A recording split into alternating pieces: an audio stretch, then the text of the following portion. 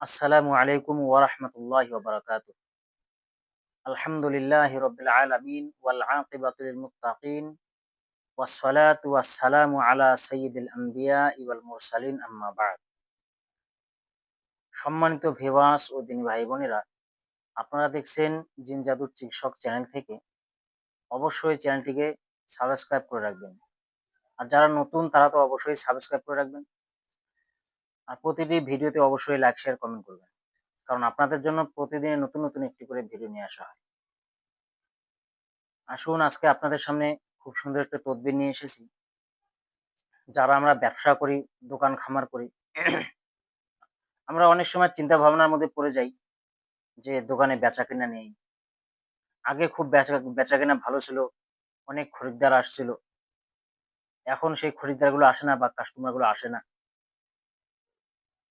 এটা নিয়ে আমরা চিন্তিত হয়ে থাকি। আগে আমাদের দোকানে এত টাকার মাল বিক্রি হইতো। এখন তার অর্ধেকের অর্ধেকও নেই। তো আমরা এই চিন্তায় বাড়ির লোকও পেরেশান বা সংসারে অভাব অনটন চলতেছে ব্যবসা ডাউন হওয়ার কারণে।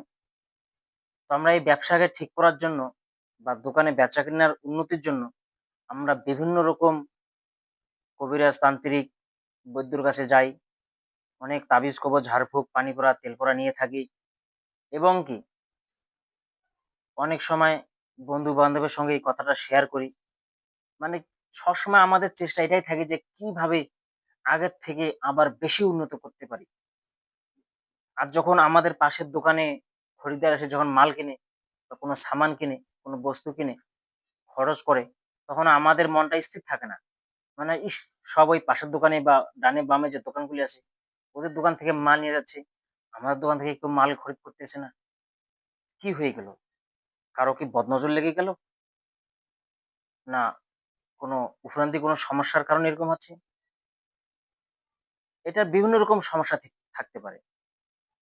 এটা উফরান্তি সমস্যার কারণেও কোনো সময় ব্যবসা-বাণিজ্য থেকে শুরু করে সব কাজে উনি লস করে দেন।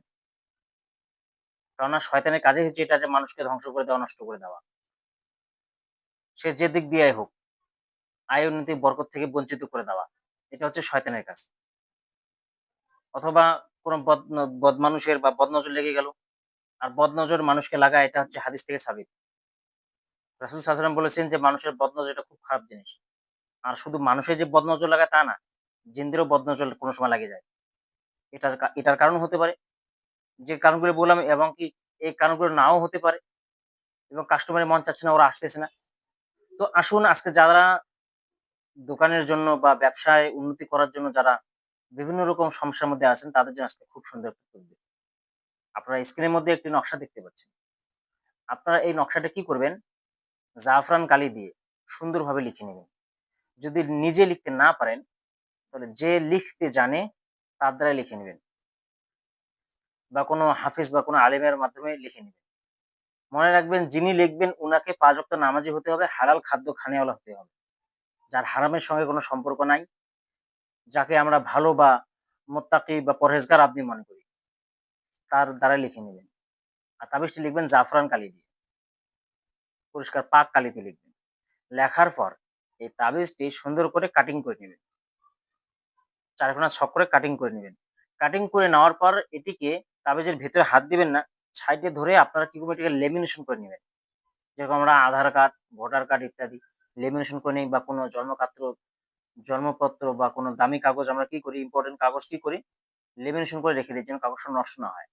সেরকমভাবে আপনারা কি করবেন এই তাবিজটিকে, এই নকশাটিকে আপনারা সুন্দরভাবে লেমিনেশন করে নিবেন। লেমিনেশন করে নিয়ে আপনারা ওটা কি করবেন, ২ দিকে ২ টো ছিদ্র করে আপনার সুতা লটকিয়ে আপনারা দোকানের সামনে লটকিয়ে রাখবেন। যেরকম আমরা স্কুলের মধ্যে দেখতে পাই না ব্ল্যাকবোর্ড যেরকমভাবে লটকিয়ে রাখে বা ঝুলিয়ে রাখে, এরকমভাবে আমরা কি করব, দোকানের সামনে আমরা লটকিয়ে রাখবো। ইনশাআল্লাহ দেখবেন কিছু দিনের মধ্যে কয়েকদিন পরেই দেখবেন ইনশাআল্লাহ আপনার দোকানে খরিদ্দার বেড়ে গেছে। আপনার আগের থেকে ব্যবসা উন্নত হয়ে গেছে। আশা করি বুঝতে পেরেছেন। আসসালামু আলাইকুম ওয়া রাহমাতুল্লাহি ওয়া বারাকাতুহু।